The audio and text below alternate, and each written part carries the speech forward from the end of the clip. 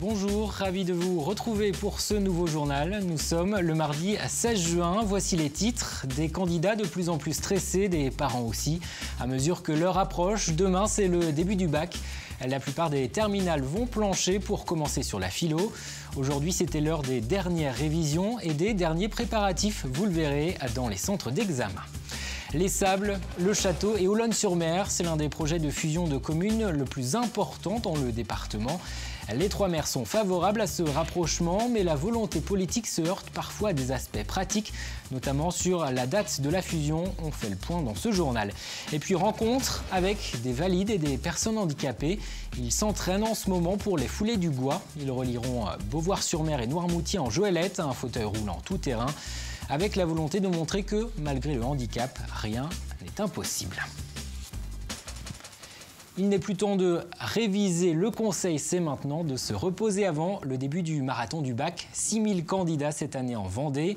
Ils vont plancher à partir de demain et pendant une semaine sur les épreuves écrites. Première convocation demain, dès 8h pour les séries générales avec la philo. Carl Laboureux est allé voir du côté de Fontenay-le-Comte comment se passait cette veille d'examen. Du côté des candidats, mais aussi des établissements retenus comme centre d'examen.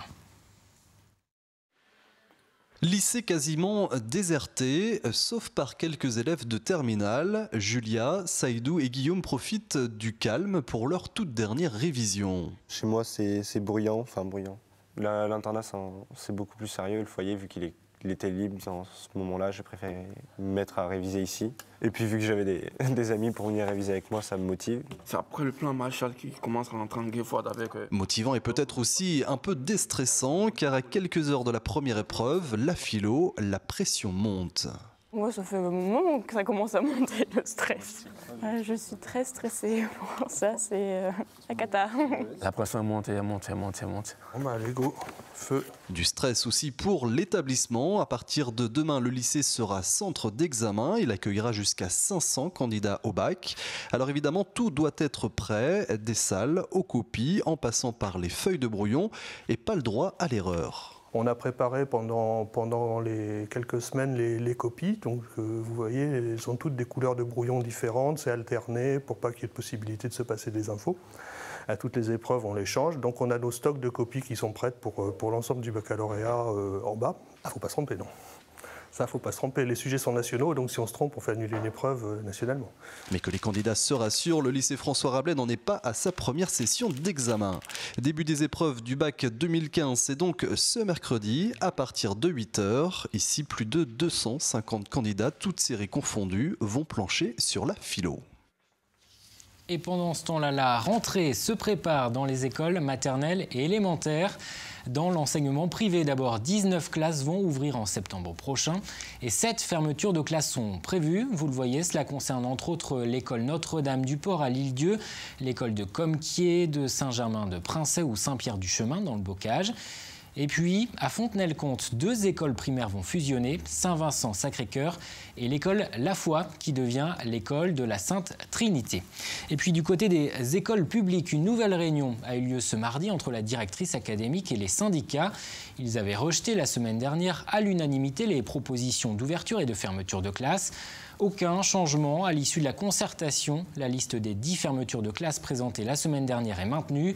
Pour les syndicats, la mobilisation continue. Ils comptent interpeller la ministre de l'Éducation et les parlementaires vendéens avant d'éventuelles actions à la rentrée. Écoutez le représentant de l'intersyndicale.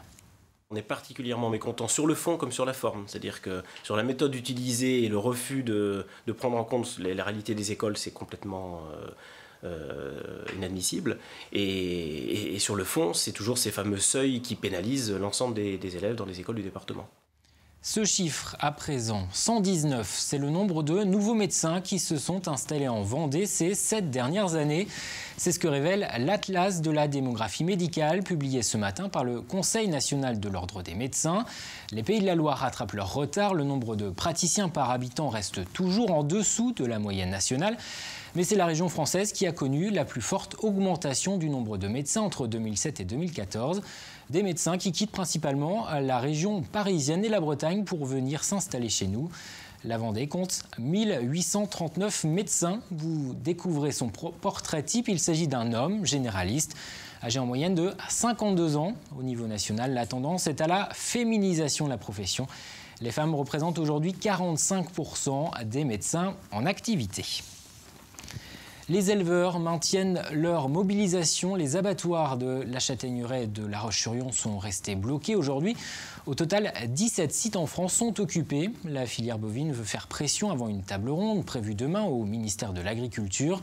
Les éleveurs demandent une revalorisation de 60 centimes du prix du kilo de viande de bœuf. Un prix qui a baissé de 20% depuis plus d'un an selon la FNSEA, mettant en difficulté les agriculteurs. Exemple dans une exploitation de La Roche-sur-Yon, Pierre Dalicieux. 400 € par an, c'est ce que coûte en moyenne chaque animal à cet éleveur, rien que pour l'alimentation. Ici, il y a environ 400 têtes à nourrir. C'est la partie d'investissement la plus importante. Il faut donc la maîtriser au maximum. Par exemple, en produisant une grosse partie de la nourriture, comme ici. Ça réduit les coûts. Après, ça a toujours un coût de mécanisation et puis un coût de récolte.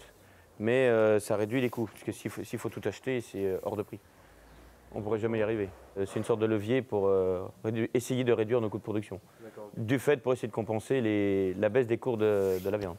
Il y a moins de 2 ans, chaque bête était revendue autour de 1 800 € aux abattoirs. Aujourd'hui, difficile d'en tirer plus de 1 500. Une chute des prix qui pèse lourdement sur cette exploitation. C'est d'une perte de 300 à 350 € par animal. Alors sur le nombre d'animaux comme ça fait une perte par rapport à l'exploitation chez nous de 49 000 € par an. 49 000 € qui ne se sont pas envolés d'un coup. En 1 an et demi, la situation n'a cessé de se dégrader.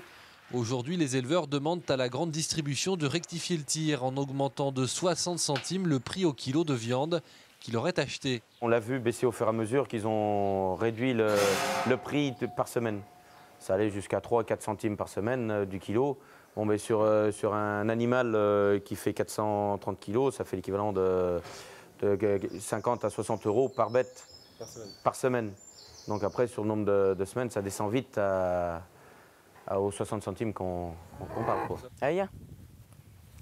Notre éleveur jette un dernier œil sur son troupeau avant d'entamer la deuxième partie de sa journée. Bloquer l'abattoir de La Roche-sur-Yon au moins jusqu'à demain soir.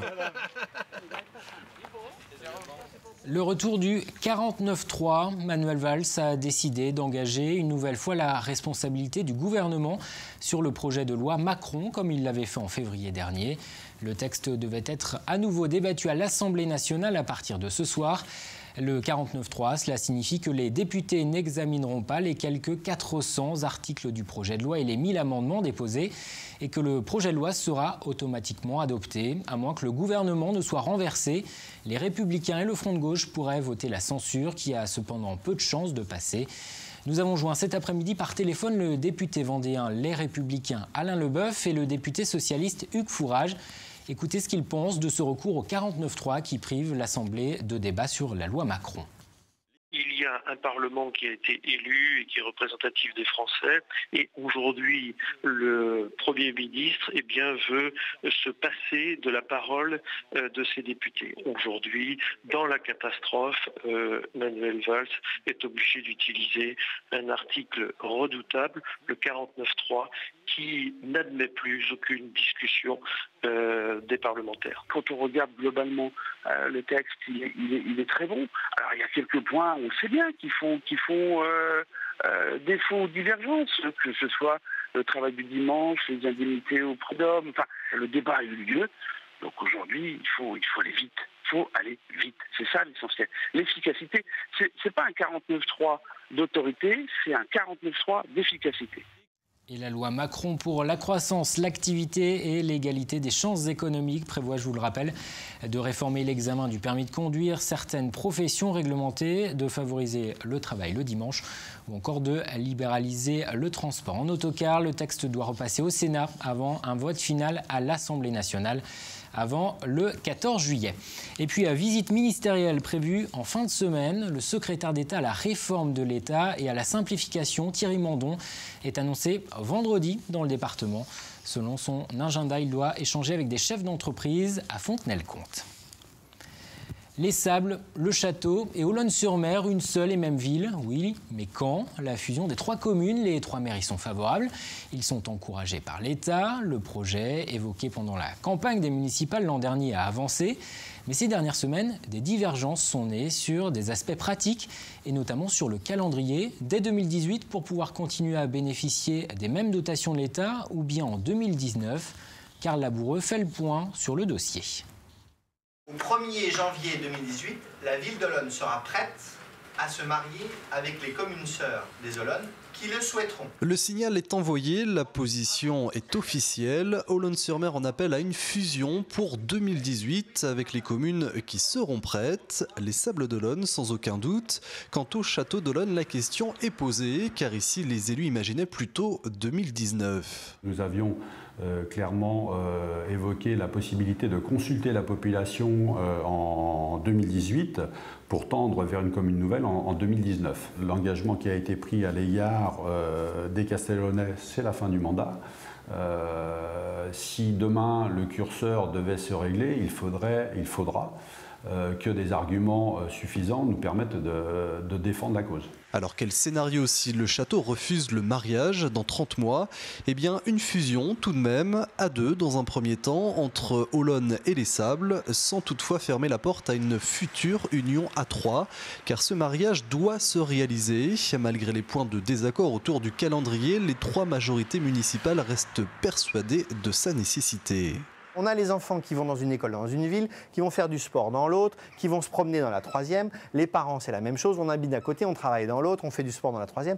On est déjà une même ville. Mais on a 3 conseils municipaux, 3 administrations et donc une faiblesse à décider et à construire l'avenir. Une métropole, enfin une ville de 50 000 habitants, avec ensuite une communauté d'agglomération avec certaines communes voisines, nous serions les capitales de la côte atlantique.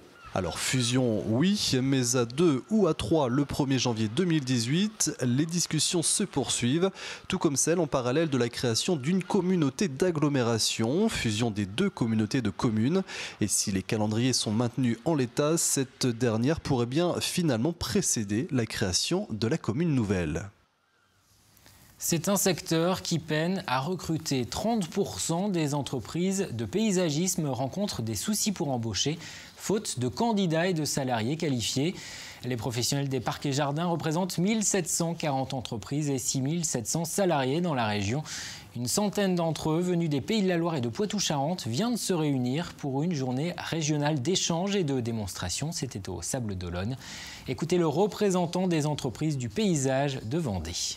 On tient à ce que cette journée soit constructive et conviviale. Donc la convivialité se passe autour forcément du déjeuner ou de l'apéritif, mais le côté constructif aussi, de se rencontrer entre nous, d'échanger sur la conjoncture, sur un petit peu comment on travaille en entreprise, ça nous permet de progresser, d'échanger. C'est très important parce qu'on n'est pas forcément, on peut être concurrent, mais on est aussi beaucoup collègues et c'est ensemble qu'on avance, quoi. Donc il y a une vraie fédération autour de cette journée-là, quoi.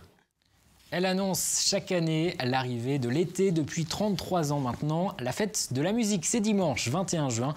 L'occasion pour des centaines de musiciens, professionnels mais le plus souvent amateurs, de descendre dans la rue pour jouer et partager leurs talents. Il y a forcément un concert de prévu près de chez vous ce week-end, à La Roche-sur-Yon. Première note de musique dès samedi. Puis dimanche, une soixantaine de groupes se produira.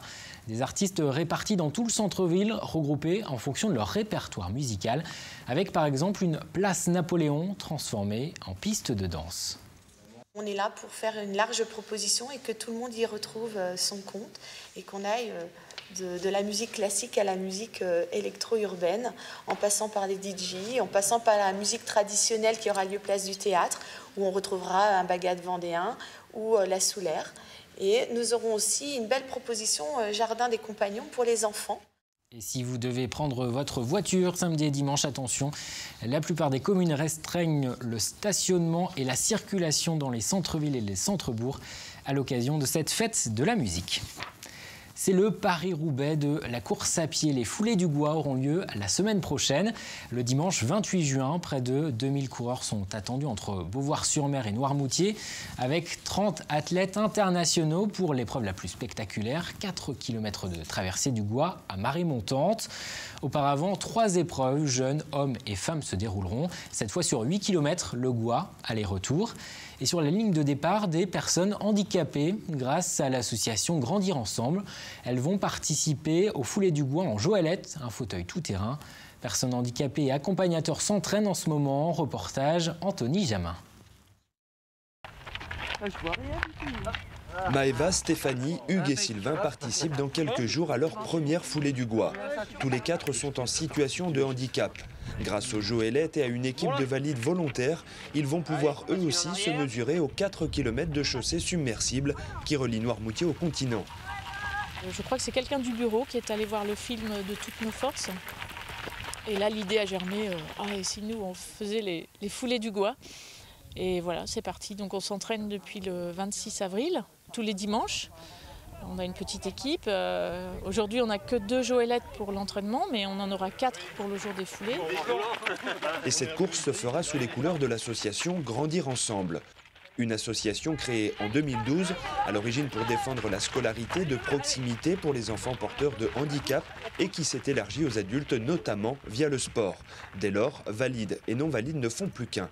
Les chemins ne sont pas adaptés du tout, quoi. Donc, mais en joëlette, on peut, quoi. Et c'est plaisant, quoi. C'est un esprit de cohésion.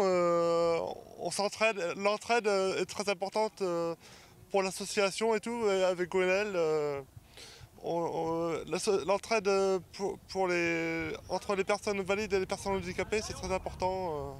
C'est une autre façon de courir, c'est complètement différent, c'est de partager, valide, non valide. Et puis il y a aussi le fait qu'on a été touché dernièrement par un copain qui courait comme moi depuis 35 ans et qui a fait un AVC et qui est maintenant, disons, paralysé. Et ça donne aussi à réfléchir. Samedi 28 juin, tous seront sur la ligne de départ. Les courageux du dimanche matin. Non pas pour la gagne, Salut Maëva. mais pour passer un message fort. Quand on veut, rien n'est impossible. Et on jette un coup d'œil à la météo avant de refermer ce journal. Demain, début de journée sous le soleil, un léger voile nuageux.